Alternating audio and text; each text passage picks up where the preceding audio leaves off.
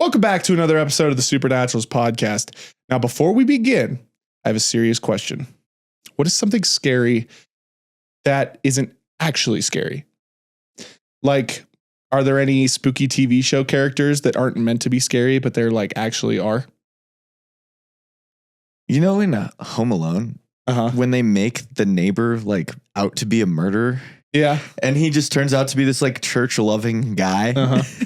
Like, I think that's like one of the best ones. Fair enough. I think, honestly, in my head, sure you could say, like when I was a kid, I think there were certain images in TV shows that might be scary. I can't think of any at the top of my head. Sometimes SpongeBob just does those light. Sometimes SpongeBob does those hyper realistic like images of like, whatever. And it's just, you're kind of. Sorry. That was the perfect time to do that. Light. That guy is kind of weird though. He's funny. It is funny, but it's so kind of creepy. In my opinion, I think that something scary that's not actually scary is like losing your keys or your wallet or something like that. Yeah. You know what I mean? Honestly, if I like misplace my wallet, my heart sinks. That's what I'm saying. Is like you feel like it's scary, but it's not like I'm fearing for like it's not like a horror movie. I'm not like fearing for like, oh my God, I'm freaking out. It's like I'm scared because this is going to be inconvenient trying to get this back. Oh, 100%. Or like, I think some things that are also scary is when you don't remember driving to the place you've just got to. Yeah. Like that is, you're like, did I run any red lights? Did I run any stop signs? We like zone out in the middle of driving and then you come back and you're like. In the moment though, you're so there. Oh yeah. And then all of a sudden you're like, sorry guys, I don't really remember driving home. Just like, oh gosh, what happened? I think another one that I think almost everybody can like relate to is being ghosted. True. No one likes that. Nobody likes that. Nobody likes being ghosted. So if you ghost, let's not do that anymore. And with that, let's begin our episode of the Supernaturals. Roll that intro podcast.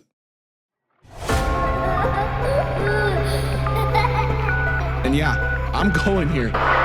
If your power goes out, remain.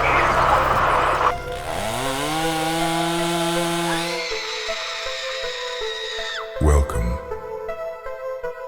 to the graveyard. Everyone in the theater went, oh. No, I don't smoke cigs.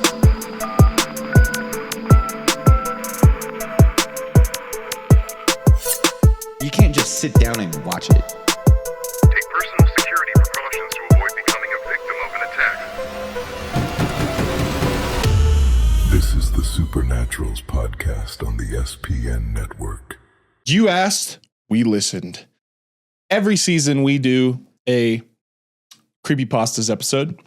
I love them. By every season, I mean just, this is the third season. So we've done it twice before. Creepypastas 3. This is Creepypastas 3. The Creepypasta episodes are really fun to do on this show because, I mean, we grew up with them, from the likes of Slenderman and Jeff the Killer, which we talked about in the first Creepypastas episode, or the more interesting ones like Honora Petrova and The Rake, which is pretty well known, but we had some deeper cuts definitely in the second one. This one's going to be pretty fun. Basically, our Creepypasta episodes are usually some of our most popular. So we kind of figured, why not do it again?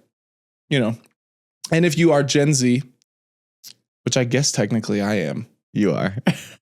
Technically, I could be too. Kind of weird, but no hate for our Gen Z audience. We love you guys, but you might not know what creepypastas are. Maybe you do. I don't know. Point is, creepypasta is like a short horror story that has an internet like origin. So it used to be a hub. I think it still is, but there was a hub for people to just like post horror stories that they created. They usually have a realistic, like real world feel to it. Kind of makes it feel. It definitely has some real world feel. Yeah, it makes it feel real for sure. And then it usually has a piece of media that comes with it. So if you don't know and you're watching this episode, towards the end of the episode, we will show the piece of media that comes with it. So kind of cool. It's and kind of if- creepy sometimes. And if this is of any interest to you guys and you want to hear more of the other creepypastas after this episode, please be sure to go back, watch season 1, watch season 2. They're literally titled in numerical order: Creepypasta 1, Creepypasta 2. This one will be Creepypastas 3. So I'm excited. I love creepypastas, and I cannot wait to deep dive more of them later on. we will keep doing this because there is a plethora, you like that big word? There's a plethora of creepypastas out there that we can talk about. And so this one, you might have heard some, you might have not, but they're pretty fun to talk about. They're also pretty spooky. They are definitely scary. We have 3 of them today. And yeah, I mean, why don't we just dive right in? I'm ready. You ready? I'm not ready for mine, but I'm ready. You ready to get spooked? So anyway, the first one we're going to be talking about today, everybody lock in, because we're talking about the expressionless. Jake, are you listening? I am. I'm actually serious. These are pretty creepy. So let's just everybody take a minute and settle in, lock in, get your night lights on, Cute Get little your- nightlight. little tea time. This story is one that I was actually unfamiliar with at first. However, it is just as creepy as the others that we have read on the show, so strap in. This one is crazy. It was a busy day at the Cedars-Sinai Hospital in Los Angeles in June of 1972. Doctors and nurses were running around tending to patients that were sick or injured. And in all of the commotion, an unnamed woman entered the hospital and slowly walked to the front desk. The woman behind the desk looked up at the new arrival and noticed the bloodied white gown she was wearing. Shocked, the desk attendee peered up at the woman's face and was struck with fright. The woman's face looked to be that of a mannequin. However, the woman was able to move just like a regular human. The woman's face was smeared with makeup, but was so unbelievably smooth that it just looked like plastic. And then, for absolutely no reason at all, the woman opened her mouth, not even making a crease in her face, and pulled out a small kitten and placed it gently on the desk. The woman then collapsed on the spot. What do you think of that, Jake? Sorry, excuse me. That would be quite an experience in the ER or wherever they are, you know. You're just sitting there and you're like, wow, this woman doesn't look quite right. And then all of a sudden just a cat comes out of her. Yeah. Just like, what the hell? And Yeah. you're just sitting there going, how did this even get here? Just has blood all over her gown. How did it get here? How did it get here? And then you're just like, how did it fit in there too? Exactly, right? You're like, what is happening? So terrified, but not, also like obliged to do their duty, the nurses picked up the woman and brought her into a room to be examined. With fear in the back of their minds, they strapped the woman down to the bed as a precaution. They, without looking directly at the woman, explained to her what they are going to do and that they are going to try to help her. That is, until the doctor entered the room and grabbed a syringe. He leaned over the woman and attempted to put the needle in her arm, which she actually started fighting back. 2 staff members tried to hold the woman down, but to no avail. In fact, in the panic, they didn't realize the woman began to levitate off her bed. The doctor, staring at her with shock and awe, muttered the words, "What are you?" Silence filled the room. The woman, no longer bound to the bed, turned her expressionless gaze onto the doctor and said nothing. That is when she opened her mouth. Each moment, her jaw dropped lower and her mouth wider. Suddenly, the plastic skin popped and cracked at the sides of her mouth, unveiling multiple rows of needle-like teeth. A nurse entered the room and informed everyone authorities had arrived. The nurse then looked up at the floating woman in horror. That's when the woman struck. She charged into the doctor, knocking him down. She wasted no time as she sunk her teeth into the doctor's neck. Blood pooled into her teeth and down her throat. She looked back and stared at the doctor in his dying eyes. "I am God," she says. The woman then teared into the nurses into the room, absolutely mutilating everybody. However, one was able to escape. The woman followed and was met by a small army of police in the lobby of the hospital. The woman smiled, showing her rows of teeth, and wasted no time as she hacked, slashed, and tore apart every individual inside that hospital lobby, leaving nothing but abandoned, bloody mess. In all the chaos, the nurse who saw everything was able to escape and shared her story. There had never been another sighting of the woman since, but she was given a name, the Expressionless. It's giving Taking of Deborah Logan tunnel vibes. When I just see get that. creepy I get that. face, like opening its mouth, just like eating that thing. Uh-huh. You're just like, what the heck is going on?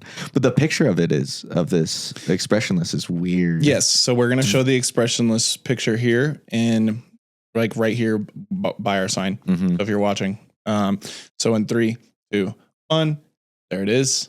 Pretty spooky. A little interesting, It's right? very mannequin-like. Very mannequin-like. So anyway, there it is. And yeah, honestly, it's interesting when she's just like mobbing the police at the end of the story. It gave me remember that movie Malignant? Uh-huh. When like I actually kind of enjoyed that movie. It's kind of a guilty pleasure movie for me. Because it goes from like, The movie was so predictable. see, you predicted it. I actually didn't. But it was so, you're also a Harry Potter fan, so you know what it's like to have somebody in the back of your head. Right? Voldemort thing. Yeah. Mhm. Get it? That's kind of funny. Anyway, yeah. So it's funny because that movie just goes from straight like, you know, oh man, what is happening? And, you know, complete tension kind of, this is interesting. And then all of a sudden it just goes full on like action horror movie. Oh God. It turns into like John Wick. I know. Right. Like the freaking like- police station at the end is the craziest scene. And the way that thing runs too is Because like, it runs backwards. it runs backwards, but it's also got like super hops and it's freaking crazy. Wild, dude. Yeah, I didn't mind. I did not mind that movie at all. It was very interesting. You know, it was directed by James Wan. Yeah. And what's funny is he had directed Aquaman, like the 2 Aquaman movies. And his action style in Aquaman was honestly like portrayed in that movie too. Which is, it just kind of seemed like he had fun doing that. And he goes, let's make like a superhero like horror movie. And that's what we got. It was very interesting. It was a cool concept. Yeah. Definitely an original idea. But I predicted. I could see it from a mile away. Uh-huh. But it was a pretty decent movie. I wasn't mad about watching it, especially with some of the names that he's been on recently. Yeah. If you are new to the show this season, Jake and I famously hate Night Swim. That is one of the worst movies. In fact, let's just take a minute before we get to our next story, because the next one is a doozy. It is. It's a doozy. But let's take a quick lighthearted break and just talk about some of our least favorite horror movies. Night Swim being up there. I think my least favorite horror movie of all time is Exorcist Believer. The body in the blood. You know, that movie was not very good either. But No, it was trash. the thing is, with Night Swim, I actually love the main character. The actor. Yeah. Wyatt Russell. Yeah. Yeah, he's a good actor. He is. Yeah. He's in a lot of good things. And in that movie, it just didn't do him good justice of acting. Well, what I think is really funny too is how like I'm actually afraid of like deep water. I'll swim in a pool all day, so maybe that's why I wasn't. But like I hate seeing what's below. I do. You hate seeing it, or you hate not being able not to seeing see it. That's what I Yeah. mean. Is like I hate like not knowing what's beneath me and like realizing that I'm like weirdly like so high up. It's almost like you're flying. Yeah. And something could just pull you back down to like the ground. Yeah. Right. Which could be however, you know, you don't know how much is below you. And it's also like, I don't know. I like being in control. And if something pulls me down, I'm not in control. I'm not in control of that situation. It's over. Yeah. So anyway, that being said, it's just pretty interesting how, you know, a guy who's afraid of like deep water and stuff just thought that movie, like I should have been like freaked out by that movie, right? I wouldn't think so. I mean, it's You don't just a think so? pool. It's Well, just I a get pool. it's a pool, but it's kind of the same thing. It's like there's ghosts and shit in the pool. Yeah. So like, I don't know. It's only 6 feet. You can true. stand higher than it. Literally 7 inches of my head would be out of the water. I can breathe. So yeah, it's weird. I don't know. It was trash. I thought like certain parts of that movie were like okay, but all the scares, which like, let's be honest, we watch horror movies not for like the plot. Like the plot is like a benefit. Like if you can have a good plot with characters, but like I can watch a shit horror movie all day, every day and just be like just as entertained. long as the acting isn't terrible. See, I could still watch it if the acting's terrible. Nah. Some of my favorite slasher movies, the acting is just like absolute shit, but I love them. Well, the kills are cool. That's what makes it cool. Yeah. But if there's no killing or like craziness going on, then it just the acting can just kill a movie. Well, that's my point. Is like we watch a movie for the like either the kills or the scares or something like that. Like you come to a horror movie for the horror aspect of the movie. It's just an added benefit when you get a good storyline, good characters, good. You know what I'm saying? Yeah, like the Conjuring movies. Yeah, you go there to get scared, but it's awesome because you actually care about like the portrayals of Ed and Lorraine Warren, right? And you know their life they built and that love story and all that. Obviously different from the real life, but regardless, it's still good on screen. Yeah, but like what I'm saying is that's how you. No, I understand. Yeah. So then when you go to a horror movie and you get like the plot where it's like you could kind of root for it, but then the scares are just trash. You're like, I'm not here to watch a guy go through his like failed baseball. Like, you know what I'm saying? Like his dream of baseball. I'm here to watch like some spooky shit in a pool. So anyway, that being said, thanks for listening to our rant. And then obviously we hate exorcism movies, possession. Yeah.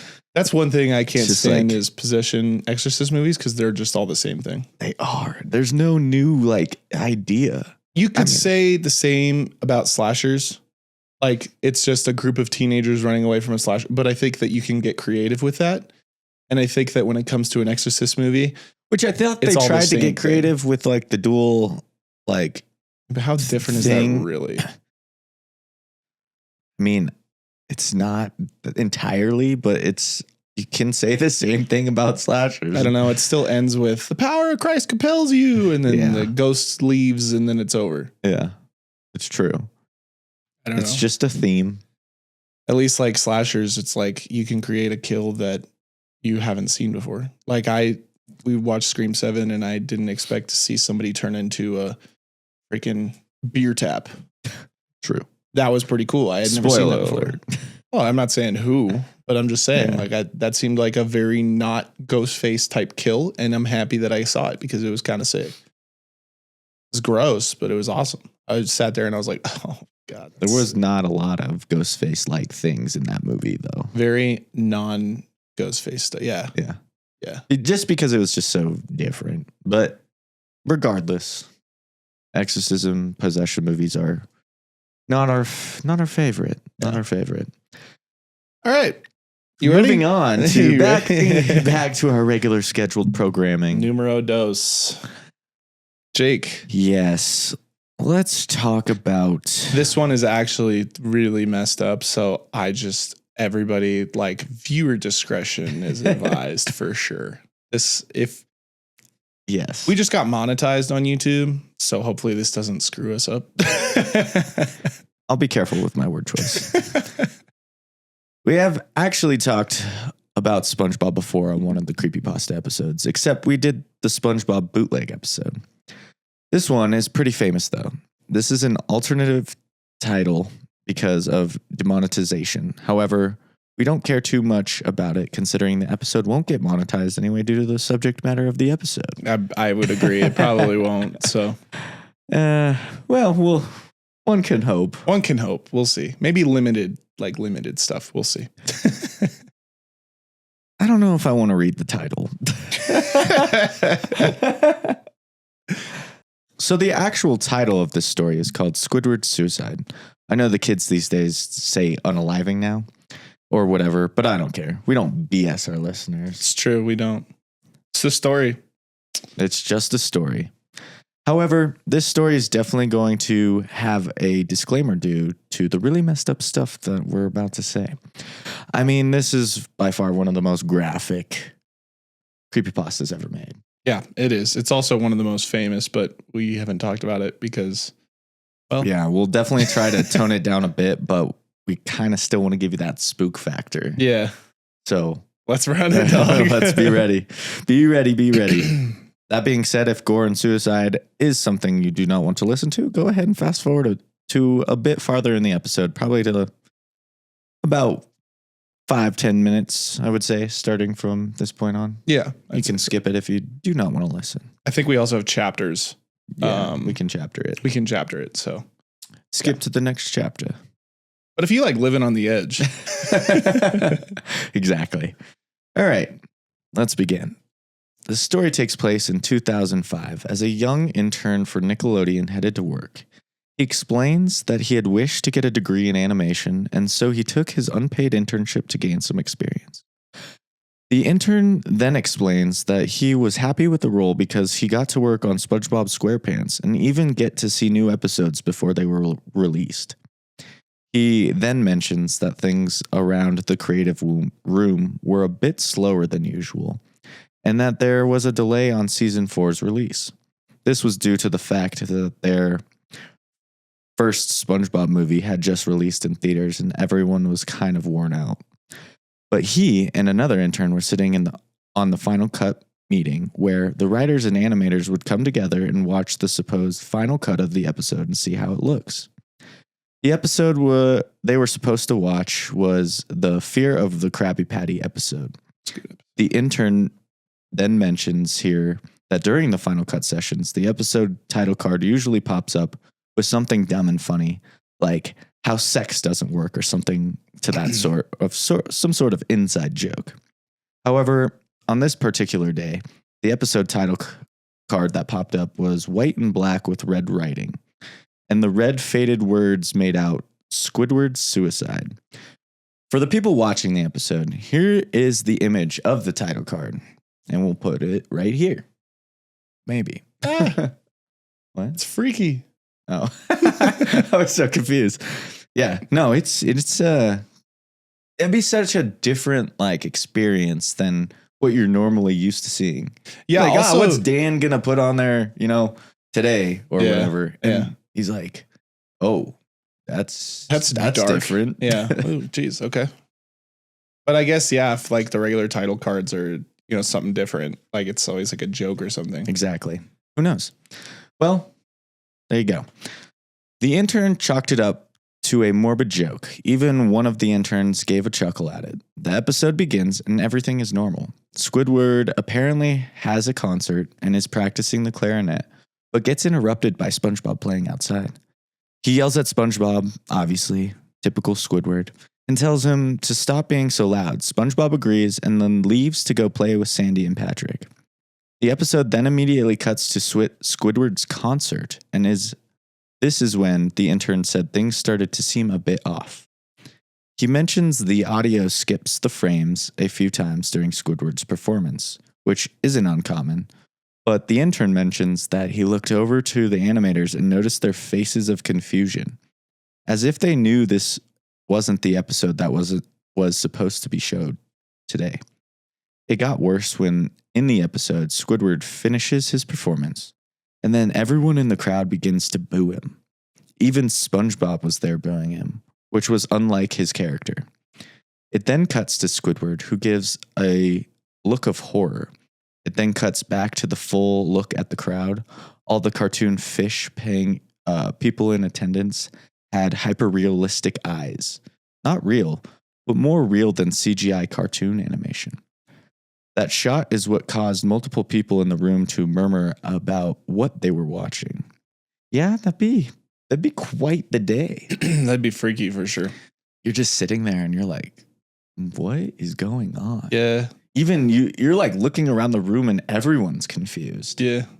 I'd be like, I know. what are we I'd about be to like, watch? where's this going, man? What are we even working on? How much time is left in this thing? Also, imagine if you were one of the animators and you're sitting there and you're like, this is not the episode we're talking about. Yeah. What is this? To like, Jim, did you play the right thing? He goes, this is the tape. Yeah. Bro, it's supposed to be the Fear of a Krabby Patty episode. That'd be like, there's not a single Krabby Patty in this episode. The hell's going on? Yeah, that'd be so freaking strange. We haven't even gone to the Krusty Krab yet. We're like 10 minutes into this episode. Oh, man. I don't mean to laugh like that, but it's kind of funny. It's good to come back out and then go back in. All right. And back into the story. The sound then cuts off, leaving everyone in the room in a silent room as the episode cuts to Squidward sitting on the edge of his bed, staring out into the night sky from his porthole window. Squidward then sobs for a minute straight, putting his tentacles over his eyes. However, the sound was very gradually coming back, although it sounded just like a soft breeze, nothing to do with the actual episode we were watching. Squidward's sobbing and the breeze sound grew louder and louder. The intern describes the sound as hyper-realistic, saying that no studio had the equipment at the time to have the audio that good. The breeze sounded as though a storm was brewing right there in the room. The screen then glitched once, but that was enough for the lead animator to pause the episode. He backtracked it frame by frame and finally saw something that terrified everyone in the room. This is when things get horrible, so be ready. Yeah. It was a single frame that showed a real photo of a young child. Although the child had been mutilated. The story goes a little further into detail, but we're just going to leave it at that because we don't want to be too graphic here. Yeah, but I know it, and it's really, if you guys read the story, it's really bad. It's really graphic. That's insane. Oh, I'm just thinking about, like, I'm getting the chills right now. Seriously, when I read that shit.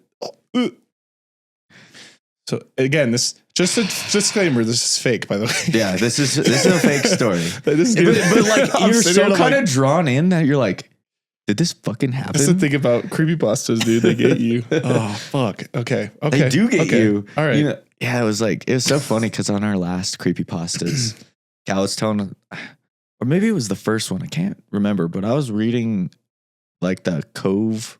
Cove Crystal one. Cove or whatever. It's like about that TV show. Yeah. That everyone remembered Yeah. watching or whatever, but never like it was just static TV. Uh-huh. That one felt real. Yeah, it did. And it's just like, maybe I watched that. Yeah, because shit everybody, too. it was like everybody was thinking that they had seen this episode, but their parents were like, "You just were sitting at the TV watching static." Yeah. like it's so It's great. freaking crazy. Yeah, but go ahead. All right. Anyway, the next bit of the story we're going to bring right from the source. The screen flipped back to Squidward, still sobbing, louder than before, half of his body in frame. There was now what appeared to be blood running down his face from his eyes. The blood was also done in a hyper-realistic style, looking as if you'd get it off your fingers if you touched the screen. The wind sounded now as if it were that of a gale blowing through the forest. There were even snapping sounds like branches. There was laughing. A deep baritone lasted for long intervals and came frequently. About 20 seconds, the screen again twisted and showed a single frame photo. Now here in the story, the intern claims the head animator was reluctant to go back and look at the photo, as they did not wish to see something they had like they already had. But they did, since it was supposedly a final episode. The photo was of a young girl, the same age as the young boy in the prior image. She had also been mutilated again. Things go way more in depth again, and we're leaving that out because it's just too graphic to say out loud. If you want to go read it, be our guest. You can. Yeah, It's out there. it's kind of not worth. I'm gonna be honest with you. It's gross, man. But if you're curious, Yeah, but you can find we're not it. gonna stop you. Go Yeah. ahead. We've done it. I mean, we've looked. Exactly. However, there is one constant with each image. Both showed children in the street, killed the same way, and in each photo, there was no crime tape or anything, but there was a shadow of a person who took the photo in each one. The intern claims 2 people ran out of the room, probably going to vomit. Here's another quote from the story since it was described so well. About 5 seconds after the second photo played, Squidward went silent. All sound cut out like it had did the scene when the scene started. He put his tentacles down, and his eyes were now done in hyperrealism like the others were at the beginning of the episode. They were bleeding and bloodshot and pulsating. He just stared at the screen as if watching the viewer. After about 10 seconds, he started sobbing, this time not covering his eyes. The sound was piercing and loud. The most fear-inducing thing of all was that his sobbing was mixed with screams. There were more images of unfortunately murdered kids, causing the intern to throw up right in the room. The episode flashes back to Squidward staring at the camera with those eyes, and a loud "Do it" plays overhead. Squidward now has a shotgun in his hands and puts the barrel in his mouth. You can guess what happens next. The intern claims that they had to call the creator of SpongeBob down to the studio to see it, which he did and then yelled, attempting to find the one who did this. The animators and editors went back in and saw that an outside virus caused the episode to glitch with new images, sound, and animation. They filed an investigation with the police about the real images, the kids, and the potential serial killer who took them. However, nothing came from the investigation. So yeah, that's the story of Red Mist, the alternate title. But absolutely messed up, dude. It is. And what's even crazier is that there was an episode of SpongeBob called Random Land or something where Squidward opens a bunch of doors seeing weird versions of himself. And they actually put a reference of the story in the episode. However, it was later replaced by a baby Squidward. But here's the image of the Red Mist Squidward in the actual episode of SpongeBob. In 3, Two. 2, 1. That's freaky. And that's that right there is actually the SpongeBob created, like that's an actual like homage to the story. Yeah. Which in my opinion, why would you like pay homage to this kind of story? Yeah. I get like it was a big thing when we were growing up, but why would they even be like, this is a good idea? Because it's freaky to look at. I mean, 100%. that picture is freaky as hell. No, yeah. It's in a kid's show. No wonder it was freaking replaced. Dude. Yeah. There's reasons 100% why it was replaced. Like it's freaky. It's kind of relating to a story that's really messed up. Yeah. And it shouldn't be there. Yeah. But man, I mean, it's blows me away, right? That these stories just can feel like so realistic. I know, right? And then it kind of made it realistic because it was a part of a real SpongeBob episode. That's what So like, exactly. it's kind of crazy. It is. It's like, dude, what? That's what I don't understand is like, okay, I get it. It's like a joke, but at the same time, like the story is not a joke. Like, Right. it's one of the most like messed up creepypastas that I've ever read. And so I don't know. It's freaky. It's definitely spooky. So anyway, yeah, Yeah. Well, let's take a lighthearted break. I would agree. Lighthearted. If you just skipped ahead, welcome. We just got through the story. It's been wild. What a doozy. Yeah. But now it's time to relax. Take a chill pill. Let's play some jazz. I could go for some jazz. I know, me too. Okay, I guess quick lighthearted break before we get to the last story here. We appreciate you guys checking out the episode. If this is your first episode, I'm going to use it again. There's a plethora of episodes that we have. Oh, there is. That you could go back and check out. Unsolved mysteries, myths, legends, things like that. So one of our top episodes, Creepypastas 2. Creepypastas 2 is definitely one of our top that popped off for some reason. So yeah. And anyway, we have holiday specials. So if you're feeling like Christmassy, even though it's only, like May or whatever this releases, there's Christmas in July. So what's, a month earlier. or 2 months earlier. You know what I mean? Yeah, But check out the holiday specials. I do love our holiday specials. They're fun. They're just a blast to do. They're kind of a pain sometimes, but they're really fun. Yeah. And if you're new, thank you for Yeah. stopping by. Yeah. This is Hopefully you can stay around a and little longer. hopefully you dive into a little bit more of our stuff because there's a lot of good content out there that we've talked about and We have short some films. really fascinating things We have short films. that we do. One actually in development right now. We have guests. We have guest episodes. Not a lot, but we do have them. If you like Hell House, We have reaction videos. we have trailer reactions. We react to horror trailers. So Where is he? he's trying to put his nose through there. Oh, Jake's dog is outside trying to get in. let Right him now. in real fast. Well, you know what? That's a good idea. Bring the dog in here as a lighthearted thing. Yeah. All right. If you guys, before we get to the final story, we're gonna bring the dog in here. You guys can see the dog. Come here, Soul. Hi, buddy boy. Get on screen. Show Soul to the camera. Come here. Come over here. Come here. Look, there's Soul. See? Look. What doesn't a dog makes everything better. Sure does. Oh, Soully. Oh, Oh, Soully pulls. yeah, the lightheartedness. Usually he's in here with us, but I don't know where he was this. Can't hear you when you're doing that. I'm sorry. Buddy. We didn't know where he was, and he's been trying to get in the room probably this last hour. He's been poking his nose under. Well, now he's here. The little curtain we have behind us. All right, everybody. Well, you want to get spooky again? I say we do. I'm trying to get spooky again. Let's get spooky You're in again. the way of the fireplace to lay down.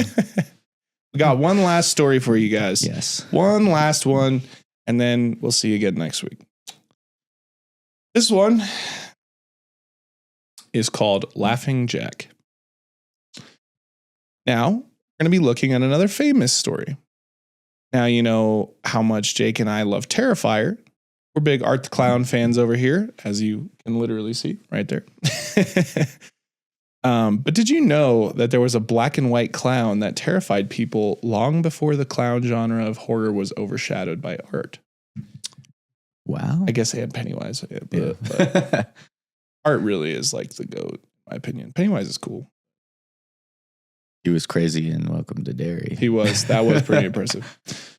So that story brings us to the story of Laughing Jack. The story opens up on a mother who talks about her 5-year-old child. According to the mother, the son, James, doesn't have any friends and is kind of quiet. The family lives in the suburbs and is apparently a very nice neighborhood. Well, one day, the mother hears little James speaking to somebody. So she steps outside and checks to see who James's friend was, but her face twisted in confusion. She noticed that James was by himself. He was having a full-on conversation with a blank space in front of the fence to their backyard. The mother swore she could hear somebody else's voice too. Confused, she called James in for dinner. She sat down and asked him who it was that he was talking to outside. James laughed and said that it was his new friend, Laughing Jack. The mother seemed taken aback by the name. "That's a strange name for a friend," she said. "He's a clown," James laughed in reply. She asked what this Laughing Jack looked like, to which James said, "He's a clown. He has long hair and a big swirly cone nose. He's got long arms and baggy pants with stripy socks, and he always smiles."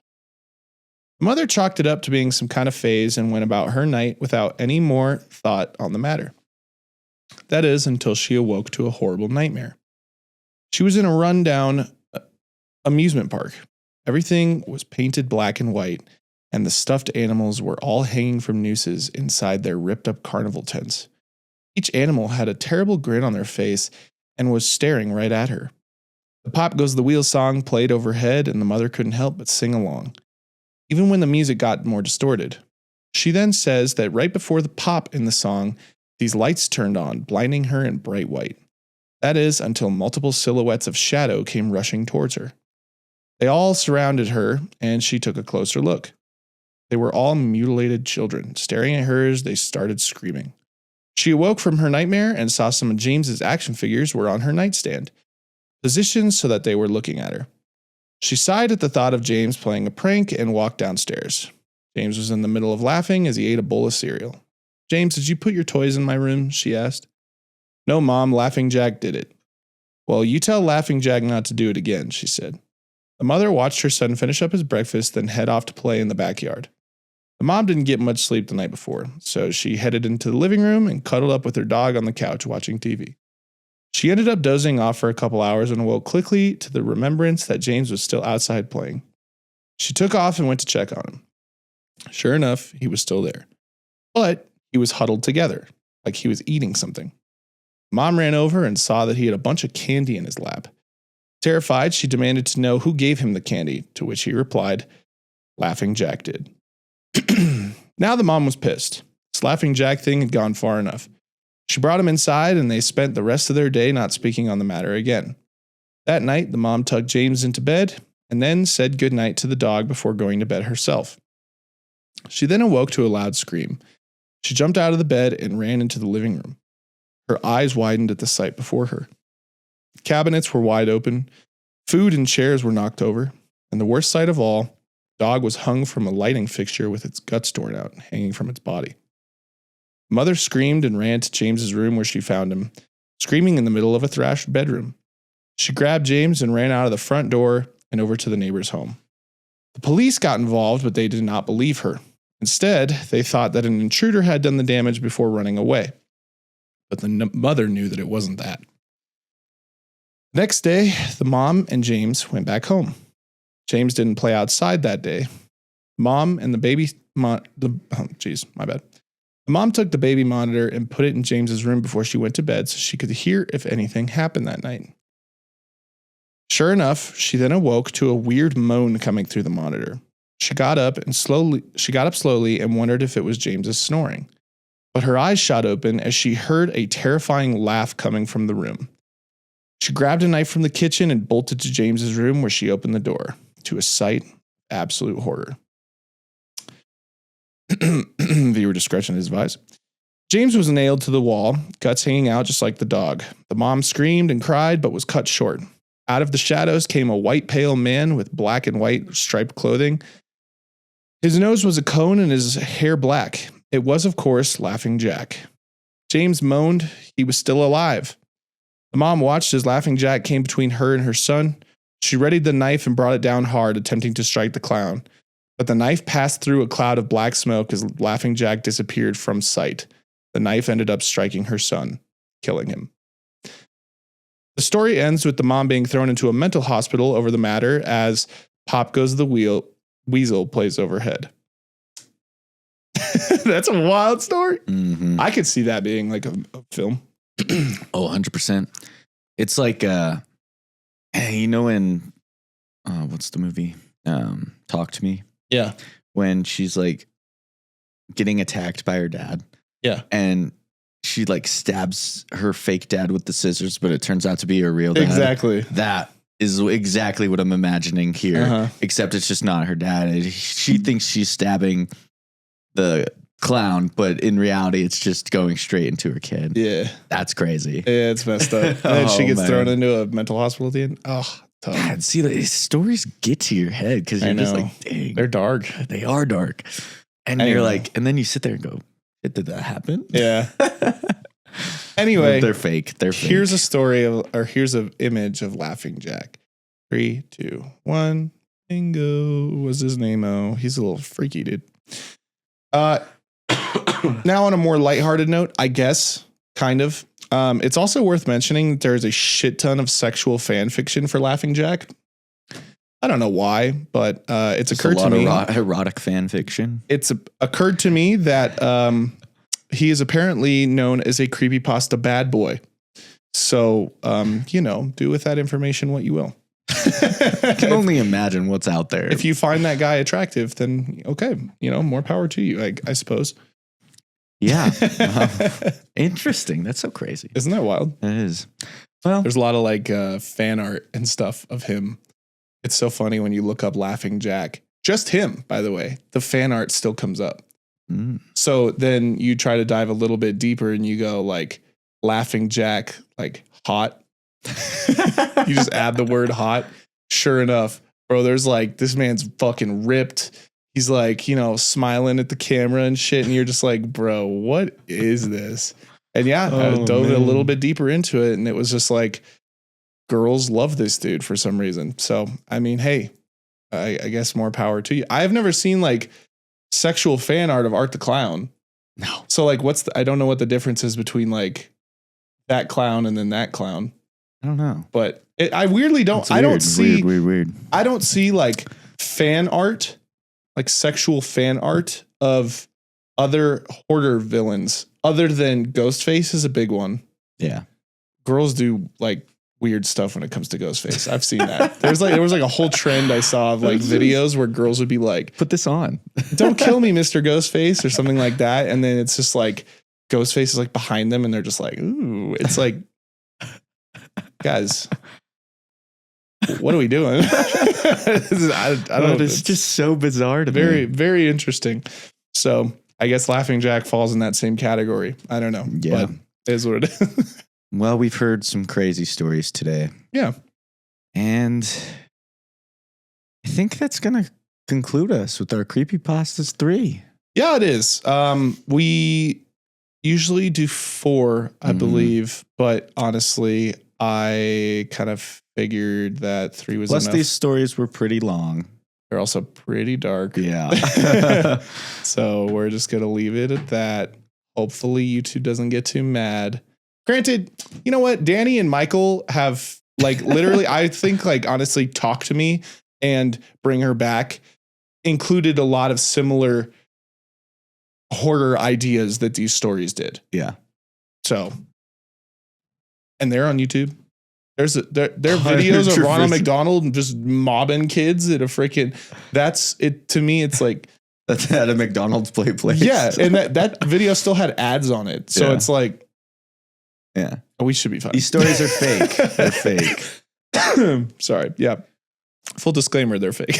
Yeah. Well, guys, thanks Anyway. for tuning in to another episode. Yeah. We were your hosts, Jake and Cal. And we will see you next week Yes, we will. for another fun episode. And we'll see you around the graveyard. I wasn't thinking like that. So That's why I was like, try it again. And we'll see you around Wills. the graveyard. I'm in the middle of saying and will, and you just said it. Okay. Fucking hit the end. And outro. will see you around the graveyard. Got it. Thanks for tuning in to another episode of The Supernaturals. Be sure to like and subscribe on your favorite podcast platforms. See you around the graveyard.